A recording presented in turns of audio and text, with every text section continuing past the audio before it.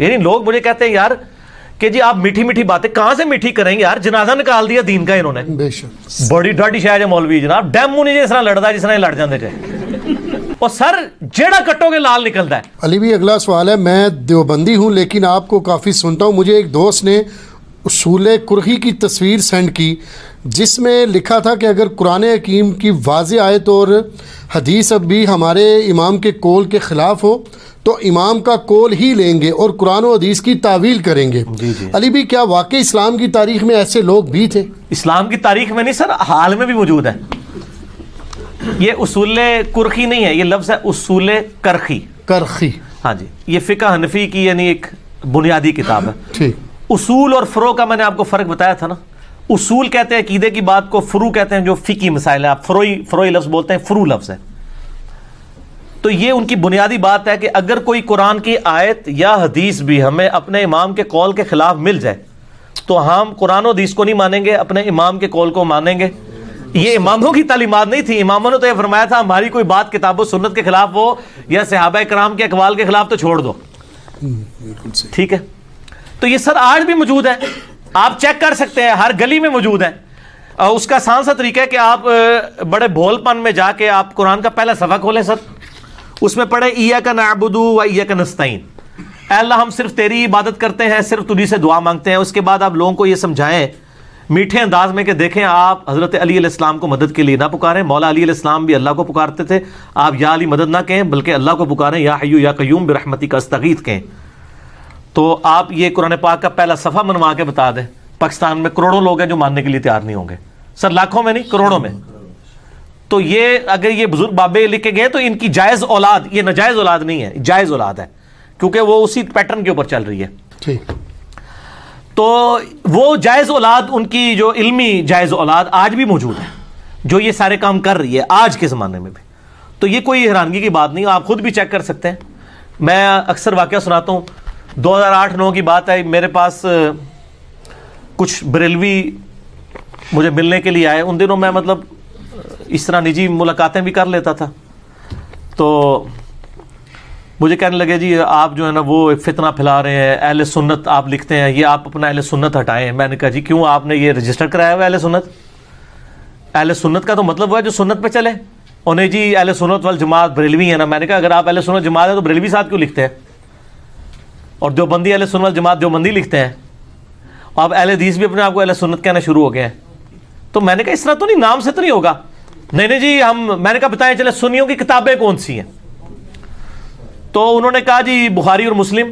قرآن کو تو خیر مانتے ہیں نا، اس بیچاری کو تو کتاب مانتے ہی نہیں نا، وہ کہتے ہیں وہ تو ڈائریکٹ نہیں پڑھنی، آپ گمراہ ہو جاؤ گے۔ ان کا بخاری مسلم۔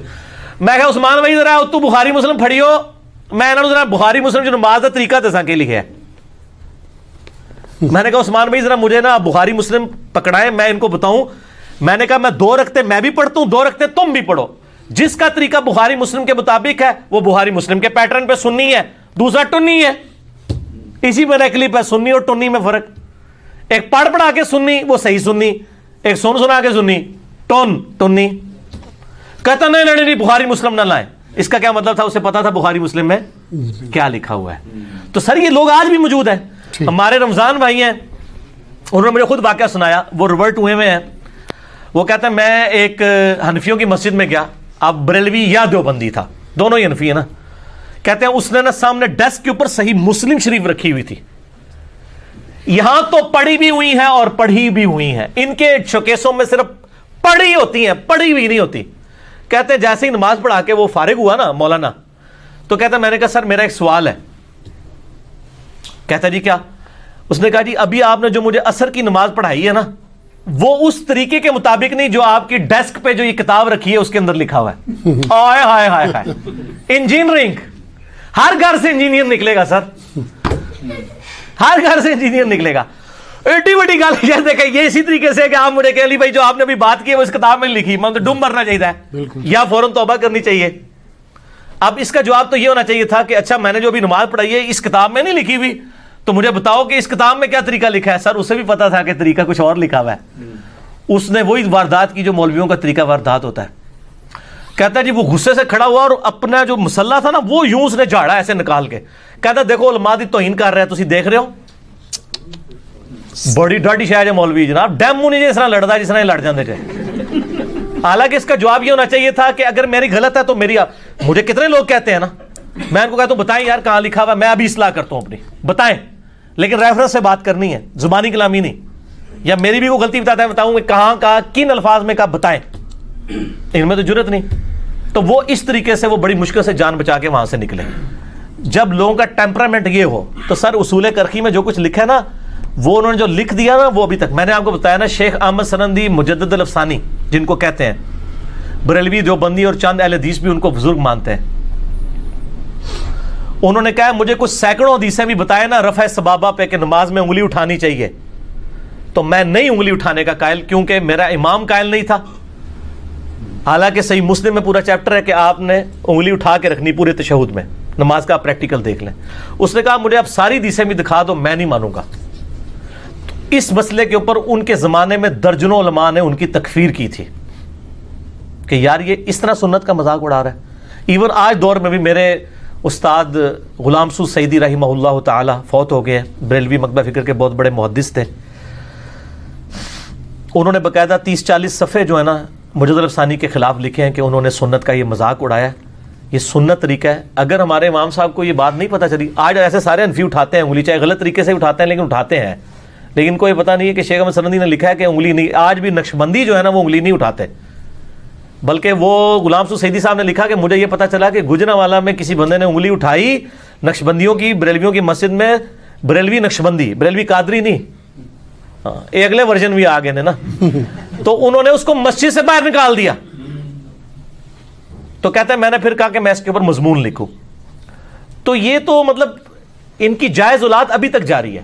یہ ہم رونا کیوں رو رہے ہیں؟ یعنی لوگ مجھے کہتے ہیں یار کہ جی آپ میٹھی میٹھی باتیں کہاں سے میٹھی کریں گے یار, جنازہ نکال دیا دین کا انہوں نے, بے شک کوئی چیز بچی ہے؟ کون سی میٹھی بات کروں؟ آپ نماز سے شروع ہو, نماز کا حلیہ بگاڑ دیا انہوں نے. پاکستان میں 90% لوگ اس طریقے پہ نماز ہی نہیں پڑھ رہے جو بخاری مسلم میں لکھا ہے. نہ رونا رو, اور یار کلمے کا حلیہ بگاڑ دیا ہوا ہے, نہ رونا رو.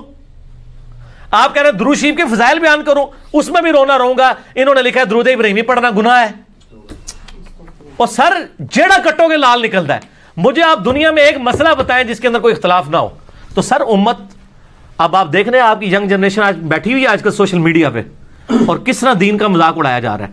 اس میں مجرم علماء کو سمجھتا ہوں سر جب آپ لولا لنگڑا دین دیں گے نا تو آپ کے دین کا مذاق اڑے گا. تو سر پھر اس لیے لوگ تو انجینئر صاحب تک پہنچ رہے ہیں نا.